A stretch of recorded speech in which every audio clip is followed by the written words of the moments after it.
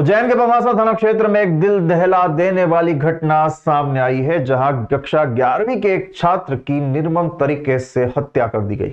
Police ने बताया कि छात्र के मुंह में कपड़ा ठूसा हुआ था और गले में रस्सी लपेटी हुई थी। बमासा थाना पुलिस को दोपहर में इसकी सूचना मिली थी कि एक छात्र का शव झाड़ियों में पड़ा है। मौके पर पहुंची पुलिस ने शव की शिनाख्त नैतिक पाल निवासी राज इनक्लेव के रूप में की है। मृतक केंद्रीय विद्यालय का कक्षा 11वीं का छात्र था। पुलिस ने बताया कि आज सुबह करीब 9 बजे के लगभग स्कूल के बच्चों को दिखाई दिया था, लेकिन दोपहर में उसकी लाश मिली है। मौके पर क्राइम और डॉग स्क्वाड की टीम भी पहुंची और शव की शिनाख्ती के बाद पोस्टमार्टम के लिए उसे भिजवाया। एएसपी नितेश भार्गव ने बताया कि पुलिस आरोपियों की तलाश में जुटी हुई है। उन्होंने कहा कि घटना की जांच की जा रही है और जल्द ही आरोपियों को गिरफ्तार भी कर लिया जाएगा। इस घटना के बाद पूरे इलाके में दहशत का माहौल है, लोगों में आक्रोश है और वे आरोपियों के खिलाफ कड़ी कार्रवाई की मांग कर रहे हैं। पुलिस ने लोगों से शांति बनाए रखने की अपील की है और कहा है कि घटना की जांच की जा रही है। ये भी लगभग 1 बजे के आसपास पुलिस को सूचना मिली थी कि जो पांड्याखेड़ी ब्रिजेस के पास से नाला जो बहता है वहाँ उस पर एक अज्ञात बालक का शव पड़ा हुआ है। पुलिस ने मौके पर पहुंचकर तफ्तीश की। ये नैतिक पाल नाम का बालक जो है राज इनक्लेव में रहता है बमासा क्षेत्र में। एक केंद्रीय विद्यालय का पढ़ने वाला बालक है। अभी हम लोग जस्ट मौके पे पहुँचे हैं। वो प्राइमरी जो इंक्वायरी कर रहे हैं, हमारी एफएसएल टीम भी है, डॉग स्क्वाड अभी पहुंचने वाला है।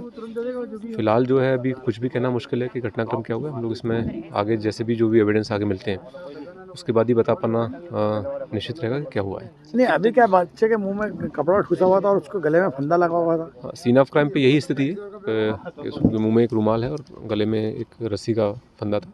उसमें एफएसएल ने जाँच कर ली है, पर फिर भी प्रथम दृष्टया भी कुछ भी कहना मुश्किल है। इसको हम जांच के लिए आगे मेडिकल स्टाफ में भेज रहे हैं।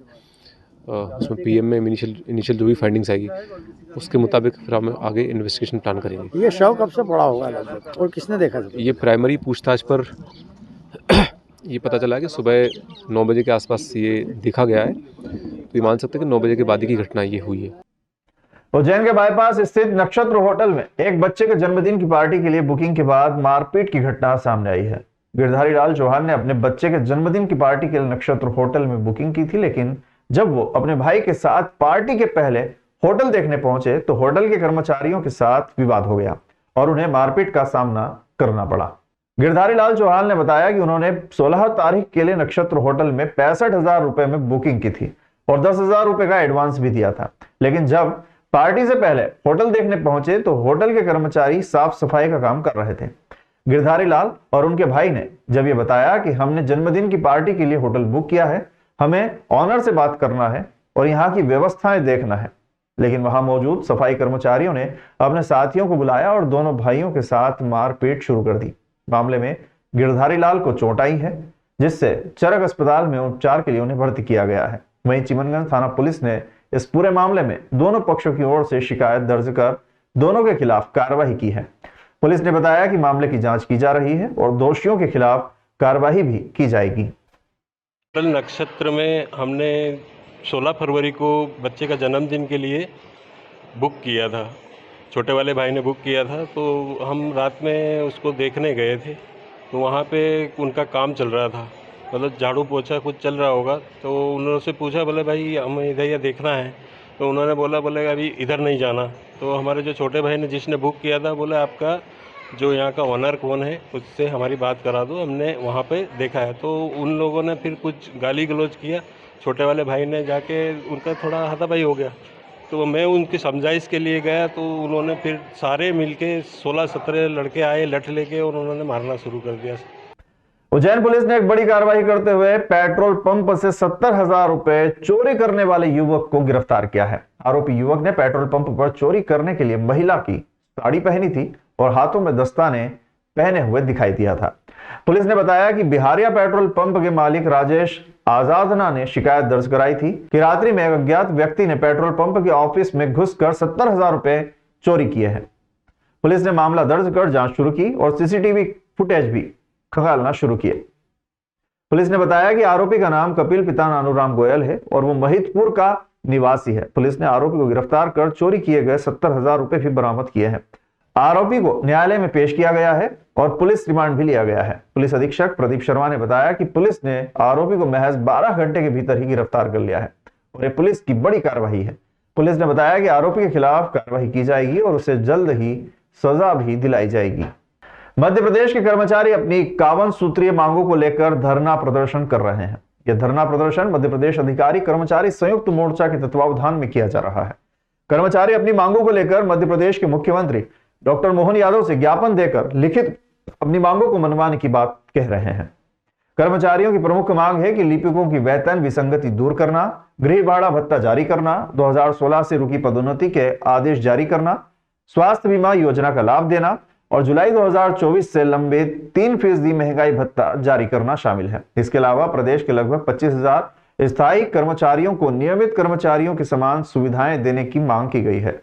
साथ ही दैनिक वेतनभोगी और अंशकालीन कर्मचारियों को स्थायी करने की भी मांग की गई है। धरने के दौरान उज्जैन सहित आसपास के सभी कर्मचारी कोठी पर एकत्रित हुए और नारेबाजी करते हुए सरकार को जगाने का काम किया। कर्मचारी संघ ने चेतावनी दी है कि अगर उनकी मांगे नहीं मानी गई तो वे और उग्र आंदोलन करेंगे। संयुक्त मोर्चा के जिला अध्यक्ष मोकम सिंह पटेल ने बताया कि लंबे समय से कर्मचारी अपनी मांगों को लेकर सरकार से निवेदन कर रहे हैं, लेकिन सरकार की ओर से कर्मचारियों की समस्याओं पर कोई ध्यान नहीं दिया जा रहा है। उन्होंने बताया कि कर्मचारी अपनी मांगों को लेकर और उग्र आंदोलन करेंगे अगर उनकी मांगे नहीं मानी गई तो। उसके अंदर मैं चतुश्रेणी कर्मचारी से संभागीय अध्यक्ष हूँ लघु वेतन कर्मचारी संघ में। तो सभी वर्ग की 2-2, 4-4 मांगे हैं जो 51 सूत्री मांगे बनी हैं। तो हम चतुश्रेणी की मांग की मैं बात करूँगा कि चतुश्रेणी कर्मचारियों को सबसे ज़्यादा पीड़ित कर रखा है सरकार ने। उनको तनख्वाह समय पे नहीं मिलती, वर्दी प्रदाय भी नहीं की जाती है। कर्मचारी जो हाई सेकेंडरी पास है उनका प्रमोशन होना चाहिए, उच्च पद प्रभार सबको दिया जा रहा है, लेकिन 4 क्लास इससे वंचित रहता है। सबसे बड़ी बात कि कई विभागों के अंदर कर्मचारी काम कर रहे हैं, उनका नियमितीकरण दैनिक वेतनभोगी कार्यभारित कर्मचारियों का दैनिक वेतन नियमितीकरण नहीं किया जा रहा है। तो सरकार काम पूरा ले रही है, समय भी पूरा लेती है, लेकिन वेतन भी समय पे नहीं देती है। वो कर्मचारियों को जो प्रमोशन होना चाहिए उसके लिए हम कब से इंतजार बैठे हैं। कई कर्मचारी रिटायरमेंट हो गए लेकिन वो प्रमोशन नहीं हो पा रहा है। यही हमारी मांग है। उज्जैन में ऑनलाइन ठगी का बड़ा मामला सामने आया है, जहां एक युवक को ऑनलाइन ट्रेडिंग और इन्वेस्टमेंट के माध्यम से अच्छी कमाई के नाम पर 4.5 लाख से अधिक की धोखाधड़ी का शिकार बनाया गया है। इस घटना का शिकार हुए युवक जय नारायण वर्मा निवासी इंदिरानगर ने बताया कि उसे अमृता अरविंद नामक महिला और उसकी सहयोगी टीम ने ऑनलाइन ठगी का शिकार बनाया। उन्होंने बताया कि उन्हें अमृता अरविंद ने ऑनलाइन ट्रेडिंग और इन्वेस्टमेंट के माध्यम से अच्छी कमाई का लालच दिया था। उन्होंने बताया कि अमृता अरविंद की बातों में आकर उन्होंने कुल 4,61,000 रुपए की राशि अलग अलग खातों में ट्रांसफर की थी, लेकिन जब जय नारायण वर्मा ने अपनी जमा पूंजी वापस मांगी तो अमृता अरविंद और उसकी सहयोगी टीम ने उन्हें धमकी दी और अश्लील गालियां भी दी। उन्होंने बताया कि उन्हें यह धमकी दी गई कि यदि उन्होंने इस बारे में किसी और को बताया तो उनके बैंक खाते को खाली कर दिया जाएगा। जय नारायण वर्मा ने बताया कि उन्हें इस घटना से बहुत दुख और परेशानी हुई है। उन्होंने बताया कि उन्होंने अपनी जमा पूंजी को वापस पाने के लिए पुलिस में शिकायत दर्ज की है। अमृता अरविंद नाम की एक मैडम थी जिनका मेरे पास पहले कॉल आया, फिर कॉल के जरिए मुझके साउथ में से बात हुई थी। उन्होंने मुझे इन्वेस्टमेंट के नाम पे कुछ जानकारी दी व्हाट्सएप के जरिए, और फिर मेरे से एक PMS गोल्ड एंड सिल्वर के इन्वेस्टमेंट के नाम पे कुछ मैंने उसमें अमाउंट पे करवाई और मुझे उसके अकॉर्डिंग उसमें पेमेंट करता गया। मुझे कोई अदर अकाउंट दिए, उन्होंने 2-4 अकाउंट दिए, उसमें मुझसे पेमेंट डलवाया और पेमेंट के अकॉर्डिंग मुझे प्रॉफिट और लॉस मतलब प्रॉफिट होता गया, उसमें प्रॉफिट भी दिया। और फिर मेरे साथ उसमें टोटल अमाउंट 4,61,000 का फ्रॉड हुआ और आज भी वो मेरे से उसको कंप्लीट करने के उसमें टास्क तरीके कंप्लीट करने के नाम पर धोखाधड़ी की जा रही है। कब आपको आया था ये कार्ड होगा, कितने समय पहले की बात है? ये मुझे 18 तारीख को मतलब 18 तारीख को फर्स्ट टाइम मेरे से कांटेक्ट हुआ था, 21 तारीख को और जनवरी, और उसके बाद मैंने बीच में काम छोड़ दिया था। तो मेरे को ये 21 तारीख को मेरा फर्स्ट टाइम काम किया, उसके बाद मैंने कंटिन्यू काम किया, मतलब 2-3 दिन की काम नहीं किया। मुझे कन्विंस किया गया कि कंपनी अच्छी है, जेन्युइन है, और फिर मेरे से 30 तारीख को 31 तारीख को क्या काम करने को बोलते थे? क्या इन्वेस्टमेंट के नाम पर गोल्ड और सिल्वर में बीट लगती थी, बोलियाँ लगती थी, वो बोलियाँ कंप्लीट करनी पड़ती थी। तो कितने पैसे डाले आपने? इसमें अपन ने एक बार 26,500 पहले 10,000 डाले, फिर 26,000 कुछ अमाउंट डाली, फिर 50,000 1 लाख ऐसे करके अपने से 2,61,000 टोटल मिला के 4,61,000 रुपये अमाउंट गई। और कितने पैसे आए उनमें आपको जो फायदा? उसमें मुझे बस 47,000 मतलब मेरे को उसमें प्रॉफिट जो मेरा अमाउंट था वो इंक्लूडिंग होके मेरे को एक बार 2,000 रुपये, एक बार 7,000 रुपये के साथ मतलब 4-5 हज़ार रुपये के आसपास आया, और एक बार मेरे को मतलब 13,000 47,000 का पेमेंट आया था, जिसमें मेरा 13,000 का, क्योंकि उसमें मेरी अमाउंट भी इंक्लूडिंग थी, तो एक बार 47,000 का विड्रॉल आया था। उसमें 47,000 आपको का। कैसे लगा कि ये धोखाधड़ी हो रही है क्या? सर वो एक बार जब मैंने इन्वेस्टमेंट किया, उसके बाद जब मेरा पैसा ब्लॉक हो गया, एक बार बोला गया कि आपको बोली लगेगी, दोबारा से बोली कि कंप्लीट करने के लिए आपको और अमाउंट डालना पड़ेगी। तो मैंने उसमें एक अमाउंट डाली, तो उसके बाद जैसे ही मैं वो अमाउंट को बोली कंप्लीट करी, उसके बाद फिर बोली आ गई और फिर बोलते हैं कि दोबारा बोली कंप्लीट, मतलब ये आपको डायमंड बिट खुली है, उसको भी बोली कंप्लीट करने के लिए आपको और अमाउंट पे करना पड़ेगी। तो मैं समझ गया कि ये फ्रॉड है। मध्य प्रदेश के मुख्यमंत्री डॉक्टर मोहन यादव की जापान यात्रा से राज्य को बड़ा आर्थिक लाभ होने की उम्मीद है। इस यात्रा के दौरान मुख्यमंत्री ने जापानी उद्योगपतियों से मुलाकात की और उन्हें मध्य प्रदेश में निवेश करने का न्योता दिया। इस यात्रा के दौरान मुख्यमंत्री के साथ मध्य प्रदेश औद्योगिक विकास निगम MPIDC के प्रबंध निदेशक राजेंद्र राठौर भी शामिल थे। उन्होंने बताया कि मुख्यमंत्री मध्य प्रदेश को उद्योग के क्षेत्र में मजबूत बनाने के लिए दिन रात काम कर रहे हैं। इस यात्रा के दौरान मुख्यमंत्री ने जापानी उद्योगपतियों के साथ बैठक की और उन्हें मध्य प्रदेश में निवेश करने के लिए आमंत्रित किया। उन्होंने बताया कि मध्य प्रदेश और जापान के बीच मजबूत व्यापारिक संबंध है और दोनों देशों के बीच व्यापार और निवेश बढ़ रहा है।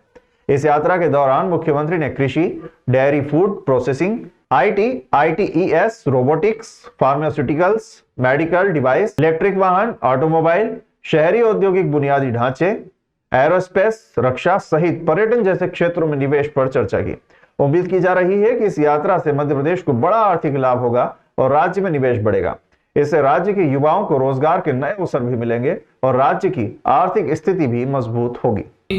सकारात्मक और काफ़ी परिणामदायक रही है माननीय मुख्यमंत्री जी की यात्रा, जिसमें जो जापान की प्रमुख इंडस्ट्रीज़ हैं, जापान के जो प्रमुख नीति निर्धारक हैं और जापान के जो प्रमुख निवेश मोबिलाइज करने वाली एजेंसीज़ हैं, उन सबके साथ माननीय मुख्यमंत्री जी की बहुत अच्छी बात हुई है और बहुत अच्छे तरीके से मध्य प्रदेश का पोटेंशियल क्या है, मध्य प्रदेश में अपॉर्चुनिटीज़ क्या है, गवर्नमेंट इंडस्ट्रियलाइजेशन करने के लिए क्या क्या प्रयास कर रही है, इन सारी चीज़ों को वहाँ पे डेमोस्ट्रेट किया गया है और बहुत अच्छा रिस्पांस मिला है। उज्जैन के दृष्टिकोण से अगर देखें तो विक्रम उद्योगपुरी और medical device park, medical device में आप जानते हैं कि जापान एक बहुत बड़ी महाशक्ति है, तो उसका भी वहाँ डेमोस्ट्रेशन हुआ है और वहाँ की जो मेडिकल डिवाइस की इंडस्ट्रीज़ है उन्होंने भी उसमें रुचि ली है और मुझे पूरी आशा है कि बहुत जल्दी वहाँ से कुछ इंडस्ट्री यहाँ पर विजिट के लिए आई। उज्जैन में जगत पूज्य संत शिरोमणि आचार्य श्री 108 विद्यासागर जी महाराज के प्रथम समाधि दिवस पर एक भव्य कवि सम्मेलन का आयोजन किया गया। यह आयोजन वर्तमान आचार्य 108 श्री समय सागर जी महाराज के आशीर्वाद से किया गया था। फ्रीगंज पंचायती मंदिर के अध्यक्ष धर्मेंद्र सेठी ने बताया कि कवि सम्मेलन में देश के विभिन्न हिस्सों से आए कवियों ने अपनी कविताओं के माध्यम से आचार्य श्री विद्यासागर जी महाराज के जीवन और उनके उपदेशों को याद किया। कवियों ने अपनी कविताओं में आचार्य श्री के जीवन के मूल्यों और उनके द्वारा दिए गए संदेशों को प्रस्तुत किया। कवि सम्मेलन में शामिल कवियों में डॉक्टर नरेंद्र जैन भोपाल से, सभाजित द्विवेदी जौनपुर उत्तर प्रदेश से, डॉक्टर अखिल जैन सागर से, अनिल तेजस्वी टीकमगढ़ से, युवा कवि कपिल चौबे सागर से और सूत्रधार कैलाश तरल उज्जैन से शामिल थे। कवि सम्मेलन के अलावा आचार्य श्री विद्यासागर जी महाराज के प्रथम समाधि दिवस पर सुबह आचार्य 36 विधान किया गया, जिसमें समाज के सैकड़ों धर्मालु जनों ने पुण्य लाभ लिया। यह आयोजन सकल दिगंबर जैन समाज उज्जैन द्वारा आयोजित किया गया था और ये आचार्य विद्यासागर अतिथि भवन फ्रीगंज में आयोजित किया गया था। आयोजन के दौरान आचार्य श्री विद्यासागर जी महाराज के जीवन और उनके उपदेशों पर विशेष प्रकाश डाला गया। आचार्य श्री विद्यासागर जी महाराज के प्रथम समाधि दिवस पर आयोजित कवि सम्मेलन और आचार्य 36 विधान ने उनके जीवन और उनके उपदेशों को याद करने का एक अच्छा अवसर प्रदान किया। इस आयोजन में आचार्य श्री के अनुयायियों और समाज के लोगों के लिए एक प्रेरणा का स्रोत बन गया। यह आयोजन आचार्य श्री के अनुयायियों और समाज के लोगों के लिए एक प्रेरणा का स्रोत बन गया। दीपक जैन ने बताया कि मुख्य अतिथि भारतीय जनता पार्टी नेता पूर्व विधायक राजेंद्र भारती थे। कार्यक्रम में मुख्य रूप से अध्यक्ष धर्मेंद्र सेठी, सचिव राहुल जैन, प्रसन्न बिलाला, विजेंद्र जैन सुपारी वाले, सुनील जैन ट्रांसपोर्ट से, राजू गोहिल, वर्धमान ग्रुप अध्यक्ष जिनेंद्र कुमार, पंकज जैन, नितिन डोसी, संजय जैन दादा, रमेश जैन एकता, नरेंद्र कुमार, हितेश बड़जातिया आदि प्रमुख रूप से उपस्थित थे। मुंह को माटी सा पावन और पवित्र किया। कविता हम लिखते हैं, कविता संवेदनाओं के आलय से निकलती है, कविता मर्म होती है, कविता धर्म होती है, कविता ज्ञान होती है, कविता दुनिया जहान होती है, कविता भूत होती है, कविता वर्तमान होती है और कविता एहसास होती है, कविता बहुत खास होती है। और जब कविता हम कवियों की कलम से निकले तो साहित्य की परपाटी बन जाती है। नहीं खोले, इन 4 पंक्तियों में एक भी हाथ खाली नहीं रहना चाहिए कि सत्य अहिंसा और अपरग्रह के तप का जिनमें बल था, चंदा सी शीतलता और में सूर्य सा आभा मंडल था। क्या हमने अरिहंत नहीं देखे? क्या बात है, क्या बात है। हम पंचम युग के श्रावक हैं, हमने अरिहंत नहीं देखे। मोक्ष वधु को वरने वाले नेमिनाथ से कंत नहीं देखे।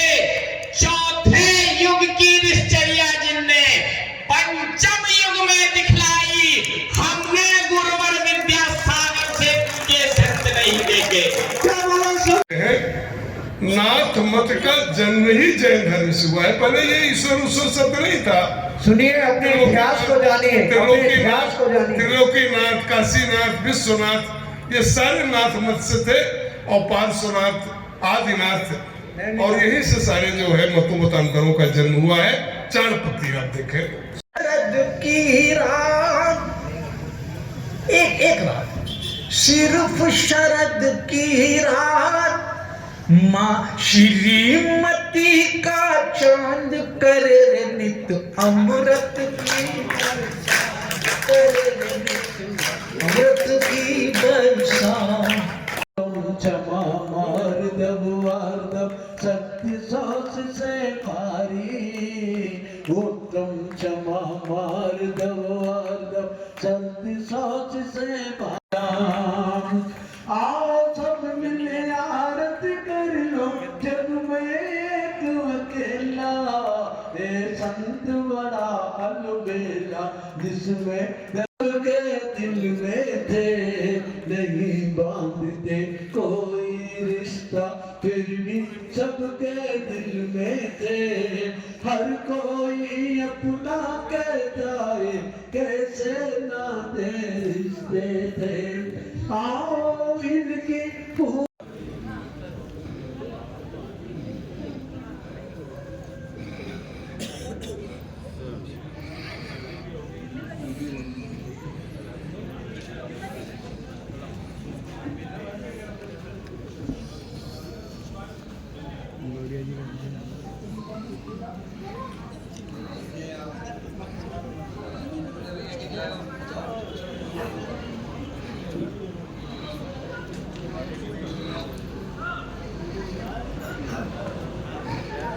से मैं सबसे पहले मुक्तागिरी में जोड़ा था। करीब लगभग हो गए होंगे, मुझे 30 बरस हो गए होंगे।